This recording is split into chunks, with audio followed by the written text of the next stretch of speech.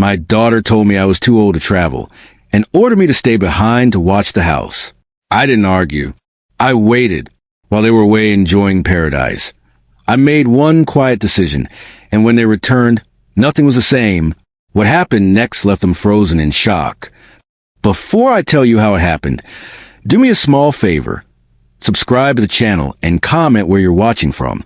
It helps stories like this reach the people who need them most. I never imagined I'd become invisible in my own home, but that's exactly how it happened. My name is Daniel Mercer. I'm 62 years old, a retired high school history teacher, and I lived, in a quiet suburban neighborhood called Ridgewood Glen.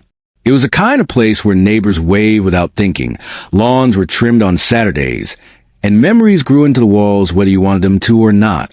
I bought the house 30 years ago with my late wife, Elaine. We raised our only child here. Birthday candles were blown out in the dining room. School projects covered the kitchen table. It was never just a house to me. It was proof of a life built carefully and honestly. Elaine passed away 5 years ago after a short, cruel illness. After the funeral, the house felt unbearably quiet. I tried to keep busy, gardening, volunteering at the local library, fixing small things that didn't need fixing. But grief has a way of stretching time. That was when Megan and Evan came to me with worry in their eyes and desperation in their voices. Evan had lost his job. Credit cards were maxed. Their lease was ending. They asked if they could stay temporarily. I said yes without hesitation. They were family. Family helps family. That's what Elaine would have wanted. Temporary turned into months. Months turned into years. Evan found work, then quit. Megan bounced between career ideas. They contribute occasionally, always late, always short. I paid the utilities. I stocked the fridge. I fixed the roof when a storm damaged it. I watched my savings shrink while telling myself it was worth it because I was helping my daughter build stability. Somewhere along the way, help turned into expectation. It didn't happen all at once. It crept in quietly. Cabinets rearranged without asking. My chair in the living room replaced by a larger couch because it made more sense for everyone. Comments like, "Dad, you don't really need the master bedroom anymore," said with a laugh that wasn't really a joke. I ignored the discomfort. I told myself I was being sensitive. I told myself this was the price of staying close to family. The idea of the trip came up one afternoon at the kitchen table. Colorful brochures were spread out like invitations to another life. Megan was glowing. Evan was nodding enthusiastically. His parents, Ronald and Judith, were already discussing restaurants and excursions as if the decision had been made. "This place is perfect," Megan said, pointing to a photo of a beachfront villa. "Ocean view, private pool, chef on call." "It's been our dream for years," Judith added, smiling at me politely but not warmly. "Now that we're finally going, it feels unreal." I picked up one of the brochures. "It looks beautiful. When are we going?" Megan didn't even look at me when she answered. "Oh, Dad, we thought it would be better if you stayed back." I laughed at first, thinking she was joking. Stayed back. She finally met my eyes. "You know, to watch the house. Traveling like that is a lot. Long flights, different food, walking all day. It's not really suitable for you anymore. You are too old now." I felt something cold slide into my chest. "I'm 62, Megan, not 90. Evan shrugged. "We just don't want you overdoing it. Plus, Mom and Dad have never been to the islands. This trip is kind of for them." Ronald raised his coffee mug. "You understand." Understand. The word echoed louder than it should have. They continued planning as if I weren't there, discussing flight times and snorkeling tours. Megan mentioned the date casually. "We'll be gone about 10 days. 10 days alone in the house I was no longer welcome to enjoy. That night, I went to bed early. Or at least I went to my room. Sleep didn't come. Voices floated up from the living room, muffled but clear enough. I hadn't meant to listen. I didn't have to try. "Do you think he bought it?" Evan said. Megan laughed. "Of course he did. Dad's always trusted me." "And when we get back," Ronald added, "we should move forward with a plan. The assisted living place I told you about has an opening. Judith nodded. Once he's settled. Selling the house will be easier. Market's hot. My hands clenched into the sheets. They weren't worried about me. They were planning me out of the way. I didn't confront them. Not then. I didn't shout or cry or demand explanations. I lay there in the dark, listening, feeling something shift inside me. Grief had taught me pain. Years of teaching had taught me patience. But this moment taught me clarity. They didn't see me as a father. They saw me as an obstacle.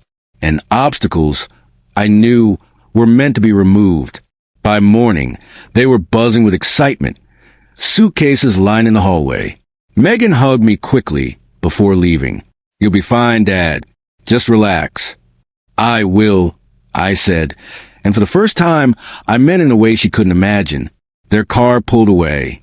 The house went silent. I stood in the kitchen for a long moment, then walked into my study. I opened a drawer where I kept important documents, deed, insurance papers, records Elaine and I had carefully organized years ago. My hands were steady. My breathing was calm. They thought I was too old to travel. They thought I was too tired to act. They thought wrong. And that was just the beginning. The house felt different once their car disappeared at the end of Ridgewood Glen. Not lonely, quiet in a way I hadn't felt in years. No television murmuring in the background. No door slamming. No conversations that stopped when I entered the room. Just the low hum of the refrigerator and the soft ticking of the clock Elaine. And I bought on our 10th anniversary. I stood there longer than necessary, letting the silence settle. For the first time in 5 years, I wasn't sharing space with people who resented my presence while benefiting from everything I provided. That realization didn't make me angry. It made me focused. I poured myself a cup of coffee and sat at the kitchen table, where the brochures still lay scattered. Palm trees, infinity pools, words like exclusive and luxury, printed in bold fonts. I slid them into the recycling bin, without ceremony. They no longer mattered. What mattered was what I'd heard the night before. Assisted living. Selling the house. Once he settled. They weren't talking about concern. They were talking about convenience. I carried my coffee into the study and opened my laptop. The screen lit the room Elaine used to call my thinking cave. I logged into my bank account first. Everything was intact. But I noticed something that made my jaw tighten.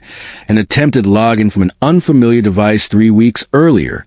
It hadn't gone through, but the timestamp told me enough. They were already testing doors. I closed the laptop and reached for my phone. There was one number I hadn't dialed in a long time. Harold Bennett speaking. "Harold, it's Daniel Mercer." There was a pause, then a warm exhale.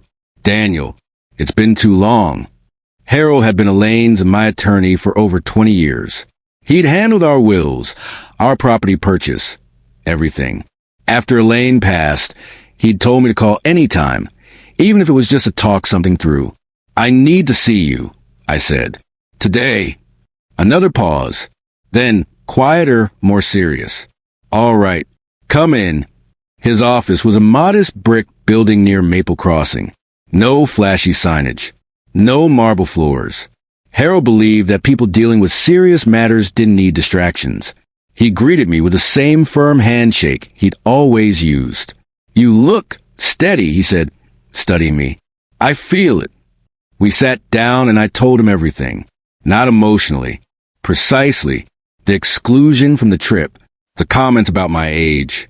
The overheard conversation about assisted living and selling the house. The attempted bank access. I didn't exaggerate. I didn't speculate. I just laid out facts. Harold listened without interrupting. Fingers steepled under his chin. When I finished, he leaned back slowly. "Daniel, I want to be very clear. What you're describing is a pattern I see far too often." I waited. Adult children who feel entitled to assets they didn't earn. They frame control as concern. They push independence under the guise of safety. And when that fails, they escalate. My stomach tightened, but my voice stayed calm. What would the next step be? Power of attorney, he said immediately. Guardianship claims. Medical evaluations arranged without your consent. Once they establish a narrative that you're confused or declining, things move quickly. I nodded. I'd suspected as much. The good news, Harold continued, is that you came in before anything irreversible happened. What do?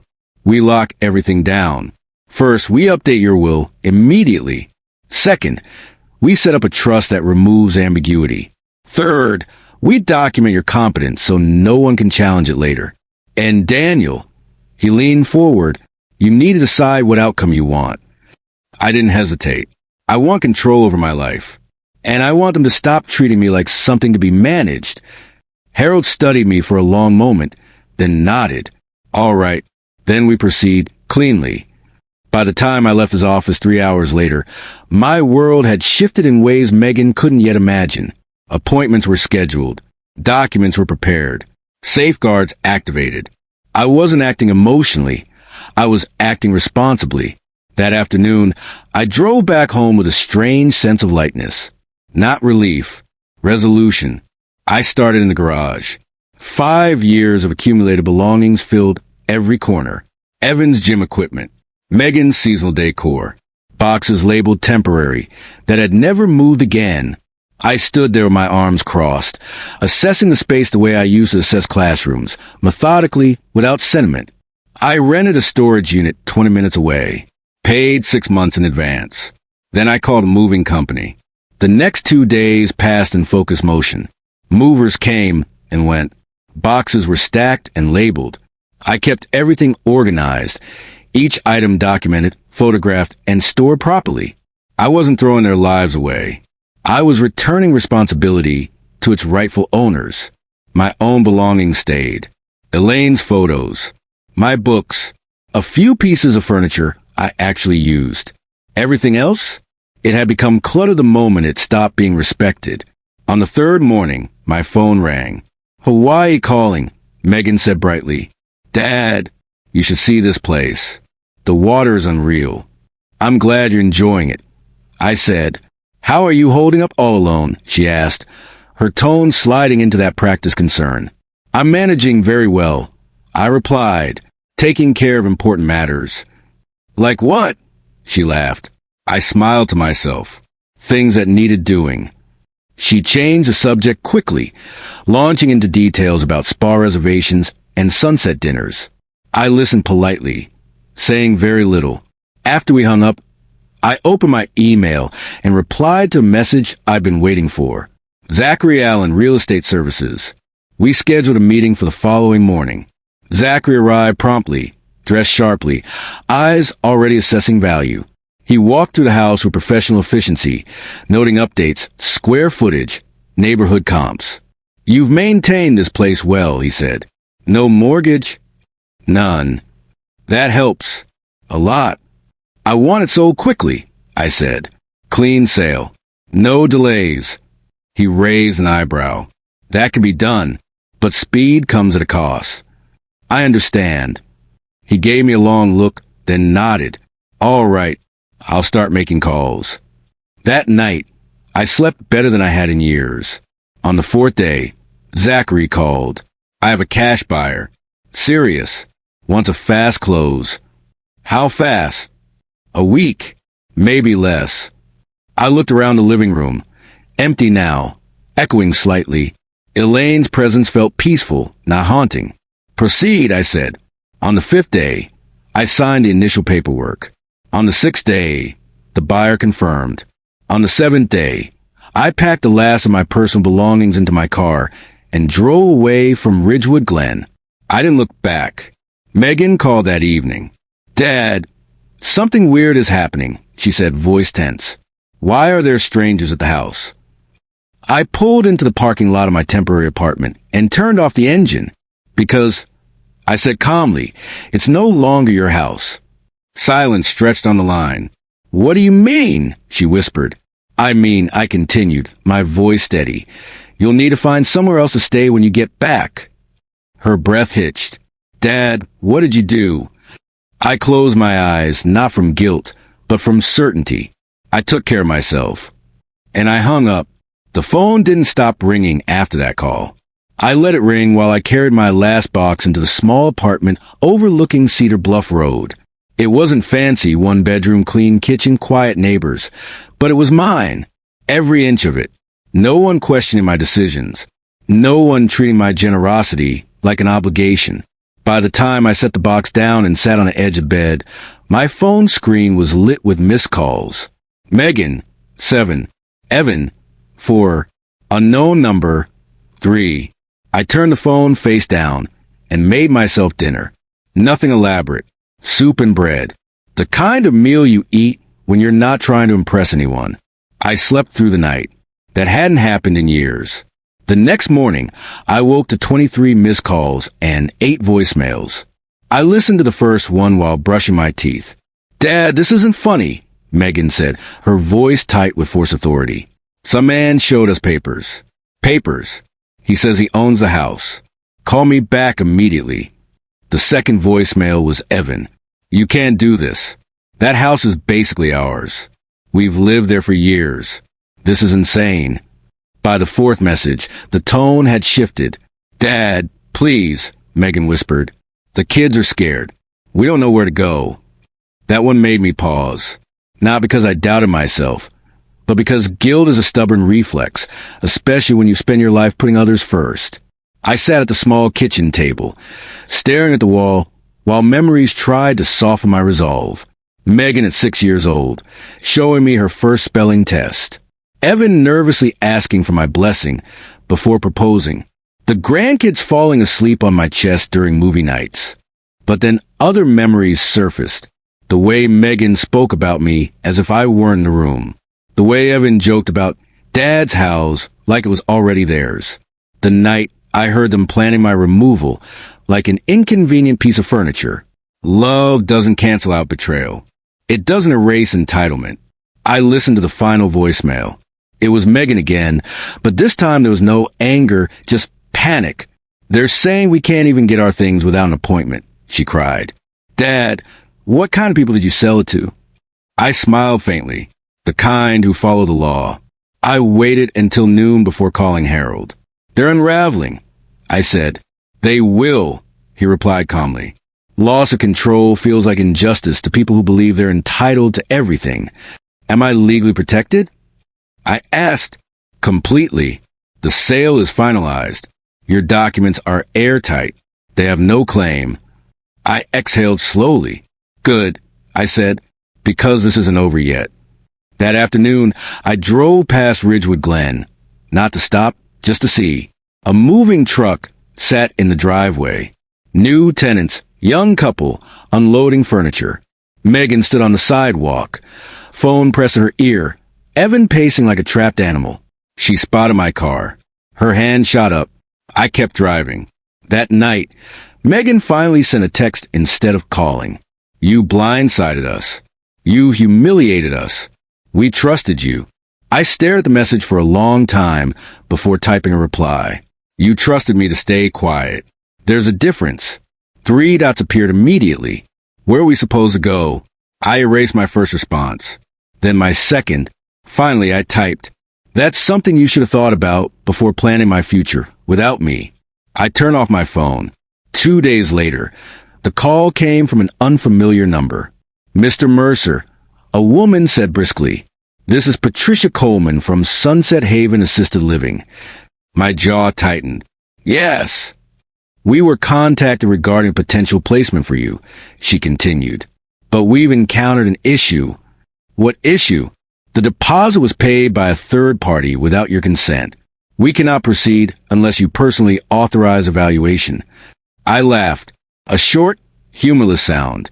"I won't be needing your services," I said, "and I'd appreciate written confirmation that my name has been removed from your records." "Of course," she replied. "May I ask, are you safe?" "I've never been safer." After the call ended, I sat back and let the full scope of it sink in. They hadn't just assumed my compliance. They had already spent money preparing for my removal. That night, I answered Megan's call. "Dad," she said immediately, voice brittle, "you didn't have to go this far." "I went exactly as far as you pushed me." I replied, "You sold the house out from under us." You tried to sell me out of my own life. That's not fair. Neither was telling people I was too old to travel, while planning to put me away. Silence. Evan's voice came through next, low and controlled. Let's be practical. You have money now. We're family. We can work something out. There it was. The pivot from guilt to negotiation. No, I said simply. You can't just abandon us. I didn't, I replied. I stopped carrying you. Megan's voice cracked. You're punishing us. No, I said. I'm protecting myself. She started crying. Loud, shaking sobs. For a moment, I almost relented. Then I remembered the laughter through the vent. The word burden. I hope one day you understand. I said quietly, but I'm done explaining. I hung up. The call slowed after that. Not because they understood, but because they were forced to adapt. A week later, Harold called with an update. They tried to contest the sale, he said. No grounds. It was dismissed immediately. Did they mention my competence? Yes, which is why the evaluation we documented matters. They have nothing. I thanked him and ended the call. That evening, I booked my own ticket, first class, to the same island they'd flown to without me. I didn't tell anyone. I packed light. When my plane lifted into the sky, my phone buzzed again. Megan. I let it ring. 43 missed calls later, I turned my phone off entirely. Below me, the world stretched out, wide, quiet, full of possibilities I'd been told I was too old to enjoy. For the first time in years, I smiled without forcing it, because when they came back looking for me, they were finally learning what it felt like to be left behind. The ocean looked nothing like the pictures Megan had shown me. It was wider, louder, alive in a way glossy brochures never capture. I stood on the balcony of my hotel room on Corbet Drive, the air warm against my skin, watching waves rolling under a rising sun. For years, I'd been told I was slowing down, that I needed routine. That excitement wasn't for someone my age. Yet here I was, awake before dawn, heart steady, mind clear, feeling more capable than I had in a decade. My phone stayed off the first 2 days. Not out of spite, out of necessity. I needed space to hear my own thoughts without them being drowned out by panic, accusations, or manufactured guilt. I walked along the beach in the mornings, drank coffee slowly, and let the rhythm of the island replace the constant tension that had lived in my chest back home. On the third day, I turned my phone back on. 31 missed calls. 17 texts. For emails, I didn't read them right away. Instead, I showered, dressed, and went downstairs for breakfast. When I finally sat with my phone, I opened the first email from Evan. We've been sleeping in the car. This has gone too far. You've made your point. I closed it and opened the next from Megan. Dad, the kids keep asking when they can go home. Please just talk to us. I set the phone down and stared out the window. Home. That word had been stretched thin, twisted to fit whatever suited them at the moment. My home had become their safety net, their backup plan, their unspoken entitlement. And the moment I reclaimed it, they called it cruelty. I answered none of the messages. Instead, I walked to Marina and booked a snorkeling trip. Something Megan once laughed at when I'd mentioned it years ago. Too strenuous, she'd said. You'll hurt yourself. I didn't. Floating in clear water, watching schools of fish move in perfect coordination, I felt a strange clarity. Nature doesn't argue. It doesn't negotiate. It simply responds to balance. And for the first time in years, my life felt balanced again. That evening, I finally answered call. It wasn't Megan or Evan. It was Margaret. Her voice was softer than I remembered. Older. Frayed. Daniel, she said quietly. Please, I'm asking as a mother. I closed my eyes. What is it? I asked. We didn't know, she said quickly. We didn't know they were planning all that. We just thought the trip was a gift. You knew I was excluded. I replied, you knew I was told to stay behind. There was a pause. We thought it was for your comfort. No, I said gently. You thought it was convenient. Her breath hitched. We're staying at a budget motel now, she continued. Walter's health isn't great. The kids are confused. Megan is not handling this well. I'm sorry to hear that. I said honestly. But you won't help, she said, the question hanging in the air. I leaned back in my chair. I spent 5 years helping. This is what happens when help turns into expectation. She didn't argue. She didn't threaten. She just sighed. I hope one day you'll forgive us, she said. I hope one day you'll understand, I replied. After I hung up, I sat quietly for a long time. Not triumphant. Not angry. Just resolved. Back home, the fallout continued. Harold forwarded me a summary of events I hadn't witnessed firsthand. Megan had attempted to access the storage unit without authorization. Evan had argued with the new homeowners, insisting the sale was invalid. Police had been called. Warnings issued. Nothing escalated beyond embarrassment. But embarrassment cuts deep when entitlement is exposed. A week later, Harold called again. They're asking about mediation, he said. On what terms? I asked. They want financial assistance, temporary housing support, access to funds. I laughed softly. Of course they do. Your response? No. Very well, Harold said. I'll convey that. I spent another week on the island. Not hiding, living. I took a boat tour. Ate meals I'd never tried before.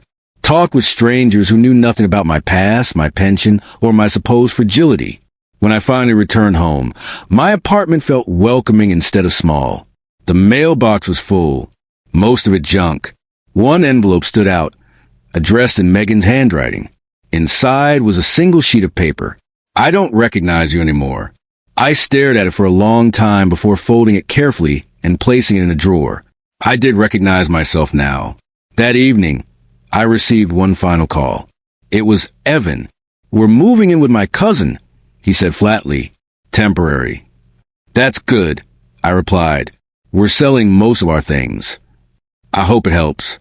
You could have just talked to us, he said bitterly. I did, I replied. You just didn't listen. There was nothing else to say.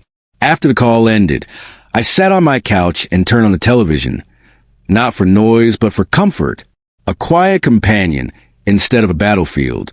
For years, they believed my kindness meant compliance. That my silence meant agreement. That my age meant weakness. They were wrong. And as the city lights flickered outside my window, I knew the hardest part wasn't losing them. It was realizing they'd already lost me long before I walked away. Silence has a sound. I didn't understand that until my apartment settled into a rhythm that belonged only to me. No hurried footsteps in the hallway. No whispered conversations that stopped when I entered a room. No subtle inventory of what I owned, what could be sold, what could be claimed later. Just silence. At first, it felt unfamiliar, almost suspicious, like calm before a storm.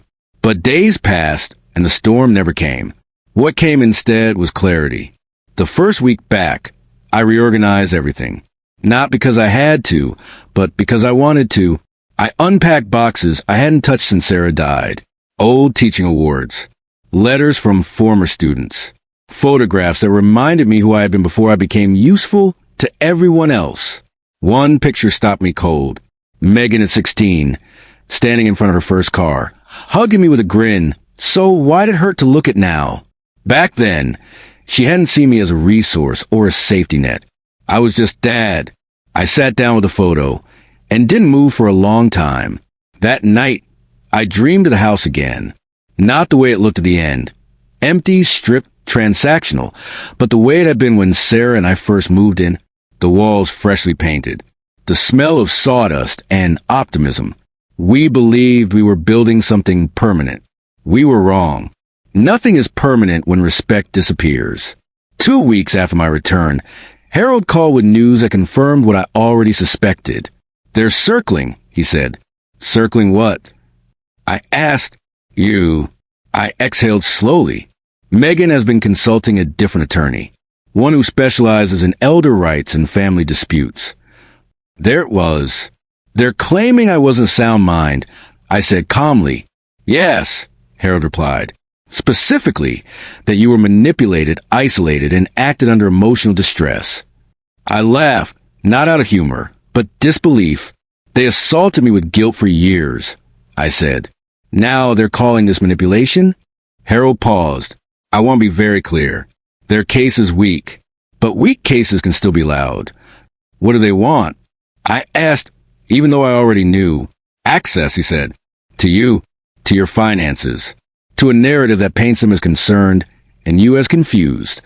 I closed my eyes. The irony was almost poetic. Proceed, I said. I'm done reacting. Harold sounded relieved. Good. Then here's what happens next. Over the following days, paperwork arrived. Requests for evaluations. Letters worded carefully enough to sound reasonable while implying incompetence. Invitations to discuss options framed as concern. I declined all of them. Instead, I scheduled my own evaluation. Comprehensive, documented, independent. The results came back exactly as expected. No cognitive impairment. No diminished capacity. Fully competent. I forwarded the report to Harold. Sent it everywhere, I said. The response was immediate. Megan's attorney went quiet. Evan tried a different approach. He showed up, unannounced. I saw him through the building's front camera, standing awkwardly near the entrance like a man who didn't know whether he was welcome anywhere anymore. I didn't open the door right away. I watched him for a full minute. He looked thinner, older, less certain. When I finally buzzed him in, he stepped inside without meeting my eyes. Dad, he said. Evan. We stood there, two men who shared history but not understanding. They said you wouldn't talk to us, he began. I said I wouldn't negotiate my life anymore. I replied, that's different. He nodded, rubbing his hands together. We messed up. That's vague, I said. He swallowed. We assumed. Yes, I said. You did. He shifted. Megan didn't think you'd actually. Stop, I interrupted gently. This isn't about what Megan thought. This is about what you allowed. That landed. He sighed and finally looked at me. We were scared. Of what? Of failing, he admitted. Of losing everything. Of admitting we couldn't manage without you. And so you tried to make me smaller, I said. He didn't deny it. They told the kids you abandoned them, he added quietly. That hurt more than anything else he'd said. I didn't abandon anyone, I said firmly. I removed myself from harm. He nodded again.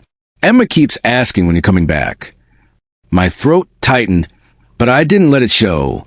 Tell her I love her, I said, and that sometimes adults need space to stay healthy. He wiped his face. Megan won't like that answer. Megan doesn't get to decide what I say anymore. That was the moment something broke, and something else healed. He stayed for 20 minutes. No yelling, no bargaining, just truth, uncomfortable and raw. When he left, he didn't ask for money, or favors, or forgiveness, just time. That night, I sat at my kitchen table and wrote a letter, not to send, just a release. I wrote about Sarah, about the house, about the years I mistook obligation for love. I wrote about how fear had turned my generosity into leverage for others. And then I wrote something I hadn't admitted before. I had enabled them, not maliciously, not knowingly, but by refusing to say no. The next month passed quietly. Too quietly. That's when the certified letter arrived. Intent to contest property sale. I expected it. Still, seeing it in writing stirred something old and bitter. Harold was calm. This is procedural, he said.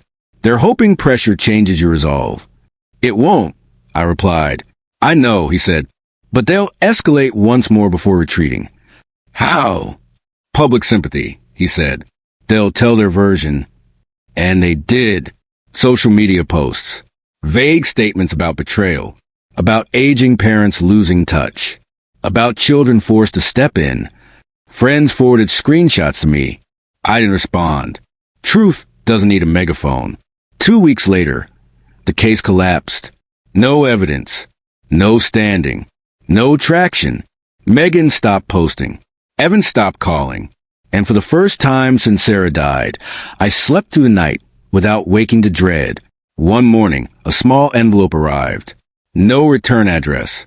Inside was a crayon drawing, stick figures, a sun, a house with a heart over it, and 3 words written unevenly at the bottom, "Miss you, Grandpa." I pressed the paper to my chest and cried, not because I regretted what I'd done, but because I finally understood what mattered. Protection isn't punishment. Boundaries aren't abandonment. And love doesn't require self-erasure. As the months passed, my life filled in again, not with noise, but meaning. Volunteering, walking groups, new friendships built on equality, not expectation. I wasn't alone. I was free. And somewhere deep down, I knew this wasn't the end of the story. It was only the point where the balance finally shifted. The quiet didn't last. It never does when people realize control is slipping through their fingers. 3 weeks after the case collapsed, I received a call from an unfamiliar number. I almost ignored it. Something told me not to. "Dad," Megan said. Her voice was different. Softer. Not apologetic. Strategic. "I thought you blocked us," she continued quickly. "I blocked chaos," I replied. "Speak." A pause. Then, carefully measured words. "We're struggling." I said nothing. "The kids are confused. Evan's hours were cut. Things are tight." Still nothing. "We're not asking for much," she added. "Just temporary help, until things stabilize." There it was. The same script. New packaging. "I've already helped," I said calmly. "For years." That was different. She snapped before catching herself. That was family. So is accountability. She exhaled sharply. "You sold the house without warning. You humiliated us." I protected myself. I corrected. "Your humiliation came from entitlement meeting reality." Silence again. "You know people are talking," she said finally. "I know," I replied. "I'm not." Her tone hardened. "So that's it? You walk away and we just deal with it?" "Yes," I said. "That's adulthood." She laughed, bitter and sharp. "You always think you're teaching some lesson." "I am," I said, "just not the one you expected." The call ended without goodbye. 2 days later, Evan showed up again. This time, he looked desperate. I let him in, but I didn't offer coffee. "They're falling apart," he said, pacing. "Megan's parents won't help anymore. They thought the house was coming back. When it didn't, they backed off." I nodded. "They were investing." He winced. "I didn't see it that way." "Of course you didn't," I said. "You were standing too close to the benefits." He stopped pacing. "Dad, I need to ask you something." I waited. "If we apologize, really apologize, would you reconsider? Maybe help us get back on our feet?" I studied his face. The man he'd become. The boy I'd raised. "This isn't about apology," I said quietly. "It's about pattern." He frowned. "Pattern? You apologize when things break. Then you repeat the behavior once things stabilize." "That's not fair," he said. "It's accurate," I replied. He slumped into a chair. "We didn't think you'd actually walk away." "I didn't walk away," I said. "I stepped out of harm." He looked up. "Do you even miss us?" That question hit harder than the accusations. "I miss who we were," I said honestly, "not who you became when money entered the conversation." He swallowed. "Megan says you chose freedom over family." I shook my head slowly. I chose survival over slow erasure. He didn't respond. When he left, I knew something final had shifted. Not anger, not bitterness, acceptance. The next development came from an unexpected direction. A letter from a woman named Karen, Megan's mother. It was handwritten, unpolished, no legal language. She wrote that she hadn't known the full extent of what Megan and Evan planned, that she believed the house would eventually pass down, not be taken through pressure. "I raised my daughter to be ambitious," she wrote. "I didn't realize ambition had turned into entitlement." I read the letter twice. Then I folded it and placed it in a drawer. Not forgiveness, but acknowledgement. A week later, another envelope arrived. This one was thicker.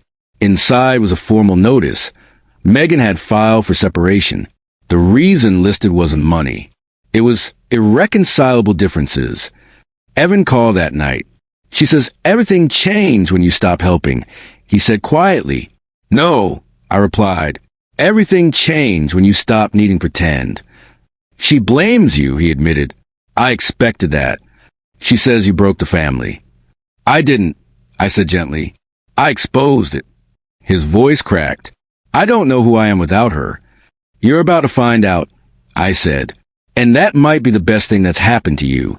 The weeks that follow were filled with echoes, friends choosing sides, stories shifting, rumors fading when they couldn't survive facts. I stayed steady. I took long walks. I cooked meals that didn't feel rushed. I stopped waiting for my phone to ring. One afternoon, Emma called, her voice small. Careful. Grandpa? Yes, sweetheart. Mom says you're mad at us. My chest tightened. I'm not mad at you. Ever. Then why don't you come anymore? I closed my eyes. Because sometimes grown-ups make mistakes, and they need time to fix them. Will you come back when it's fixed? Yes, I said without hesitation. When it's safe for everyone. She seemed to think about that. I save you a drawing, she said. I smiled. I'll treasure it.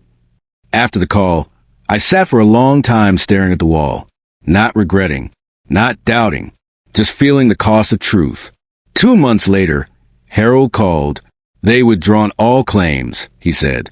No appeals, no further filings. Good, I replied. There's one more thing, he added. Evan updated his will. That surprised me. He removed Megan as executor, named a third party, set up strict terms for the kids. I nodded slowly. He's learning. Yes, Harold said. The hard way. That night, I poured myself a drink and raised a glass. Not in celebration, but in closure. The war was over, but the consequences were just beginning to settle. And somewhere deep down, I knew one last reckoning remained. Not in court, not in money, but in truth spoken face to face. And when that moment came, there would be no turning back. Time has a strange way of rearranging power. When everything first collapsed, Megan was loud. Evan was frantic. Her parents hovered like spectators waiting to see which side would win. But as months passed and there was no house to reclaim, no money to leverage, no authority to challenge, the noise faded. What replaced it wasn't peace. It was gravity. The kind that pulls people back to themselves when there's nothing left to grab onto.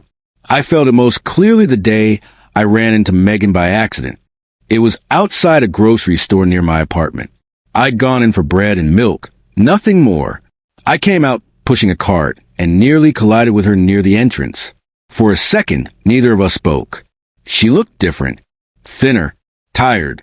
Her posture no longer carried the sharp confidence I remembered. No polished certainty. Just a woman holding herself together in public. Dad, she said finally. Megan. We stood there while people flowed around us. I noticed she was alone. No Evan. No kids.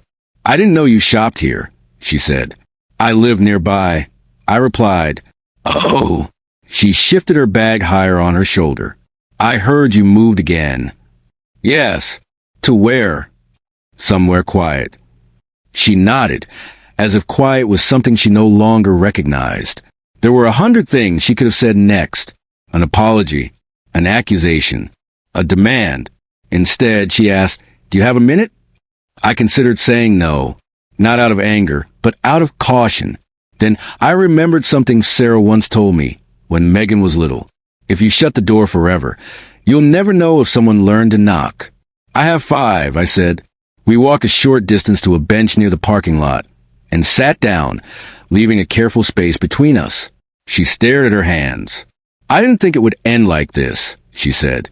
That's rarely how entitlement works. I replied calmly. She flinched but didn't argue. I thought, she hesitated. I thought you'd push back. Yell, cry, do something. I did, I said. I chose myself. Her eyes filled, and that surprised me. I don't know how to live without control, she whispered. That was the closest thing to honesty I'd heard from her in years. Control feels like safety, I said, until it turns into fear. She nodded slowly. I didn't realize how much we depended on you, she admitted. Not just money, structure, backup, certainty. And you never asked if I wanted that role. I said, "No," she whispered. We assumed. We sat in silence for a moment. Evan moved out, she said quietly. He says he needs space. I nodded. He also says you warned him, she added. I did. She looked up at me then, searching my face. Why didn't you warn me? I tried. I said, you just didn't hear it as a warning. You heard it as resistance. Her lips pressed together. I ruined my marriage, she said. No, I corrected gently. You revealed its foundation. She wiped her cheek quickly. I miss Mom. That hit somewhere deep. So do I said. She wouldn't recognize me, Megan continued. I don't recognize myself. That was the moment I saw the crack. Not weakness. Awareness. Megan, I said slowly, I didn't sell the house to punish you. I know, she said. I sold it because I was disappearing. I continued, and I refused to vanish quietly. She nodded, tears finally falling. I'm scared, she admitted. For the first time. Good, I said. Fear means you're awake. She let out a broken laugh. You sound like you're teaching again. I smiled faintly. Some lessons don't end at retirement. She stood up after a while. Thank you for sitting with me, she said, even if I didn't deserve it. I didn't do this for deserving. I replied, I did it for truth. Before leaving, she asked one last question. Will you ever trust me again? I looked at her carefully. Trust isn't restored with words, I said. It's rebuilt with patterns. She nodded. Then I'll start there. As she walked away, I felt something loosen inside my chest. Not forgiveness, but possibility. Weeks later, Evan reached out again, not to ask for help, to inform me. I'm starting over, he said over the phone. New job, smaller place, therapy. That's good, I replied. I wanted you to hear it from me, he added, not through Megan. I appreciate that. There's something else, he said hesitantly. The kids, they're struggling. I closed my eyes. They love you, he continued. They don't understand why everything changed. They don't need the full story, I said. They just need consistency. I was hoping, he paused, maybe you could see them. On your terms. I thought about Emma's drawings. Lucas's questions. I'll consider it, I said, slowly. Thank you. After the call, I walked down to the park near my apartment and sat on a bench watching families pass by. Some laughing, some arguing, some holding hands. All temporary, all fragile. I thought about the years I spent believing sacrifice guaranteed loyalty. It doesn't. It only guarantees expectation. Boundaries, on the other hand, reveal character. In the months that followed, my life settled into something unrecognizable, but right. I traveled alone. I laughed more. I stopped measuring my worth by usefulness. Then one evening, Harold called with news I hadn't anticipated. Megan removed herself as beneficiary, he said. I sat up. What? She amended her documents, he continued. Transferred any expectation of inheritance directly to the kid's trust. No conditions. No access. I was silent. That wasn't required, Harold added, but it was deliberate. I leaned back, staring at the ceiling. She's learning. I murmured. Yes, he said, but learning doesn't erase damage. No, I agreed. It just determines what comes next. The next morning, I found another envelope in my mailbox. No return address. Inside was a letter written in shaky handwriting. Dad, I don't expect forgiveness. I don't expect restoration. I only want to acknowledge that I try to own something I never earned. You didn't abandon us. You stopped being used. I hope one day I can become someone you'd be proud again, not because I'm your daughter, but because I learned. I folded the letter carefully and placed it beside Sarah's photo, not as closure, as a marker. The story wasn't finished, but the balance had shifted for good, and whatever came next would be built on truth, not entitlement. The silence that followed Megan's letter wasn't empty. It was deliberate. For the first time in years, no one was pulling at me. No request disguised a concern. No guilt wrapped in family language. No emergencies that somehow required my sacrifice. My days belonged to me in a way they never had before. That kind of freedom takes getting used to. I didn't rush to respond to Megan, not because I wanted to punish her, but because I finally understood something important. Immediacy had always been their weapon. Delay was now mine. Weeks passed. Autumn settled in gently. The trees near my apartment turned the color of old books. I started walking every morning, the same route, the same bench at the park. Routine but chosen. There's a difference. One morning, as I sat tying my shoes, my phone buzzed. A message. Unknown number. It took me a moment to recognize the photo attached. A crayon drawing. Stick figures holding hands beneath a crooked sun. Grandpa. Emma. Lucas. My chest tightened. Below it, a single line of text. Megan said I could send this. I hope you like it. No manipulation. No request. No guilt. Just a child reaching outward. I stared at the screen longer than I meant to, then replied with a photo of my park bench and a simple message. I love it. Thank you. That was it. And that was enough. A week later, Megan called. I let it ring twice before answering.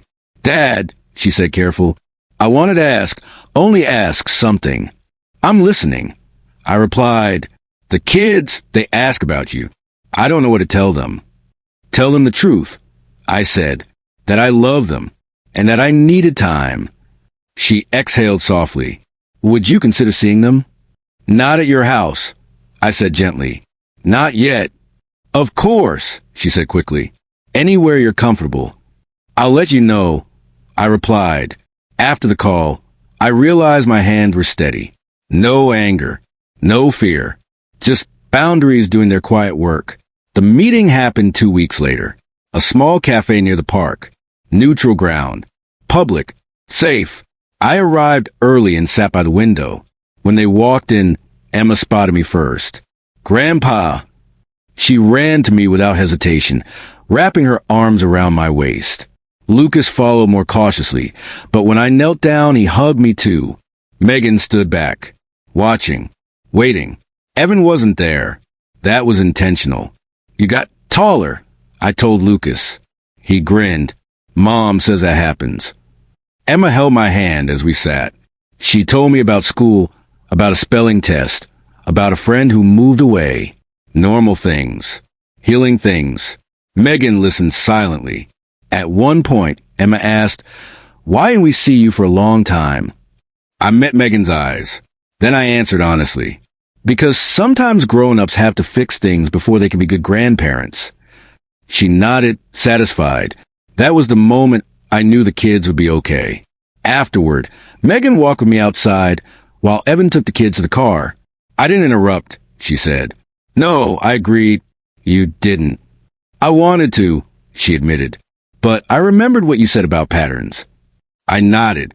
That matters. She hesitated, then spoke. I've started therapy. That's good. I don't like everything I'm learning, she added, especially about myself. That's usually how it works.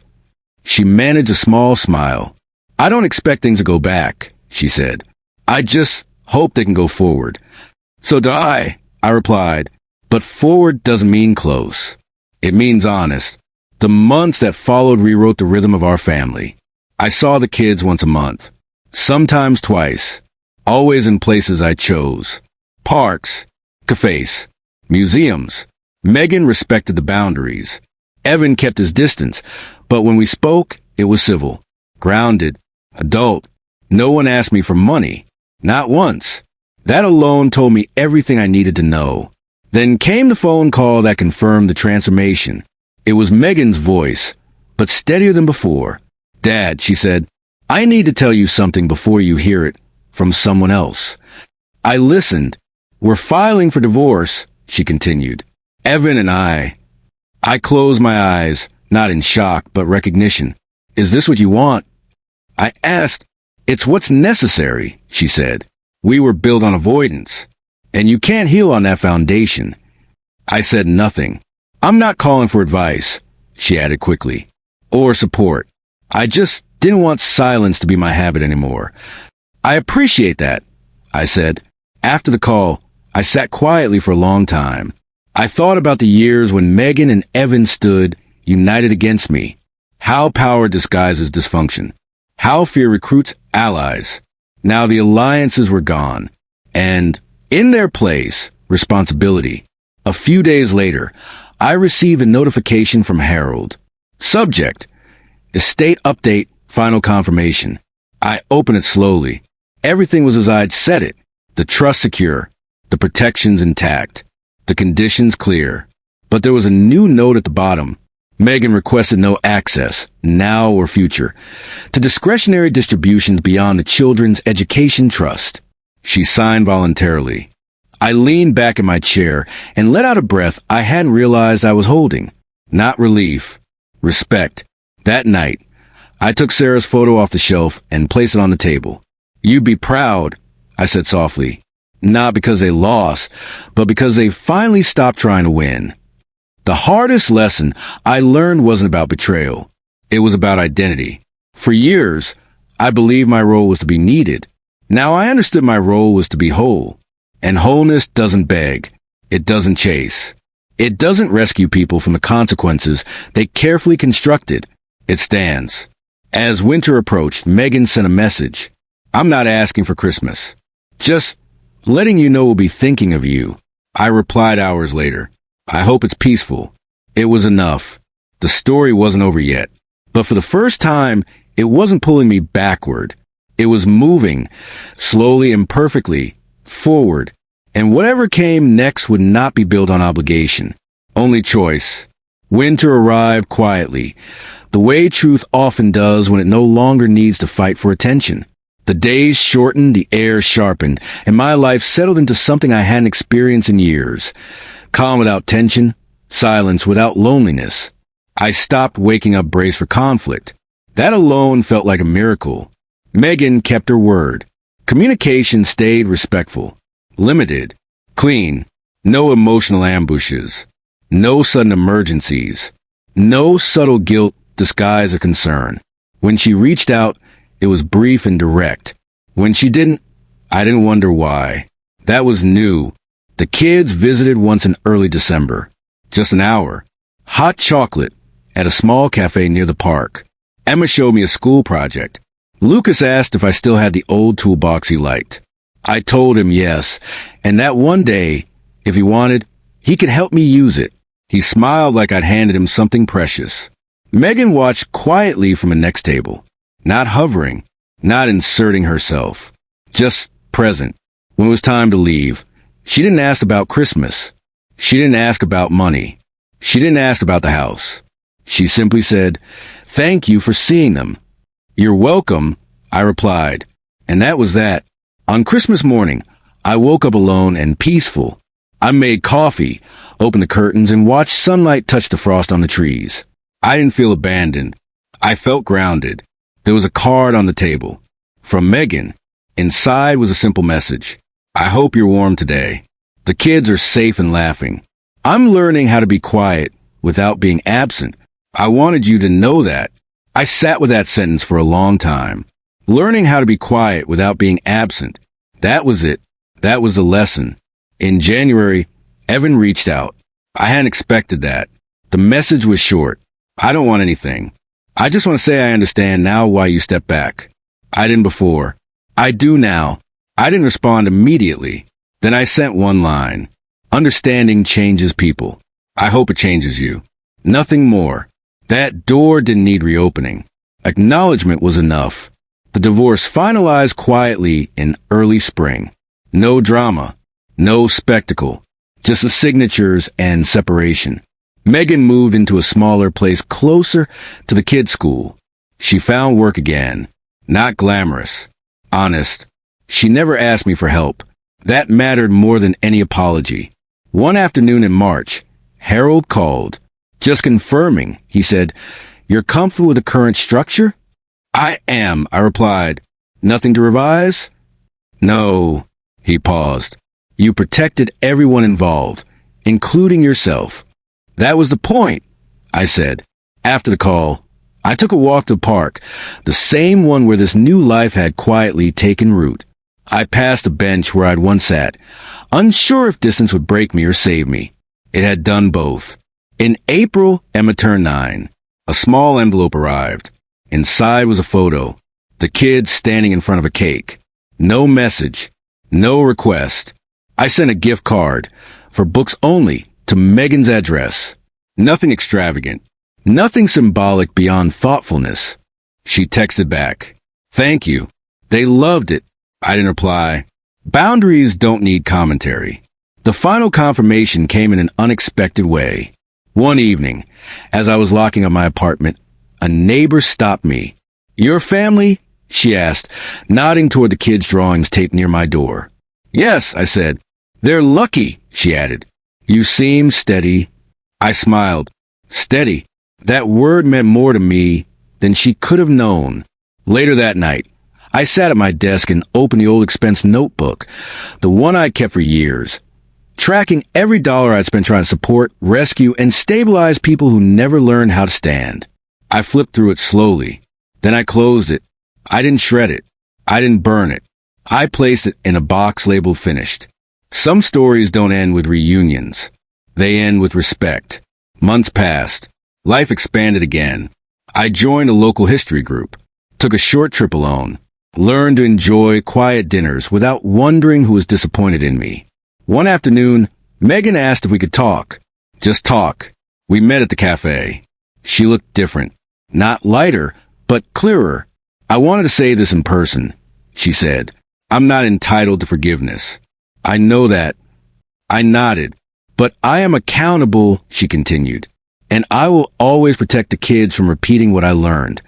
"That's what matters," I said. She hesitated. "Do you think someday things could be different?" I considered the question carefully. "Different doesn't mean closer," I said. "It means healthier. And we're already there." She nodded, tears in her eyes, but no manipulation in them. "I'm proud of you," she said quietly. I stood up. "That's enough for today." She didn't argue. As I walked home, I realized something profound. I wasn't waiting anymore. Not for apologies. Not for recognition. Not for redemption. I was living. The house they thought was their inheritance was gone. The power they assumed was theirs was gone. The control they once exercised was gone. But so was the anger. What remained was something far rarer. Peace earned through courage. If this story proves anything, it's this. You can love your family without surrendering your life. You can walk away without being cruel. And sometimes the strongest act of love isn't staying. It's choosing yourself and letting the truth do the rest. And when the phone finally stopped ringing, that's when everything truly began. If my story resonated with you, take a moment to support it. Subscribe to the channel and share in the comments where you're watching from. Stories like this only reach the people who need them when they're heard, and your support keeps them alive.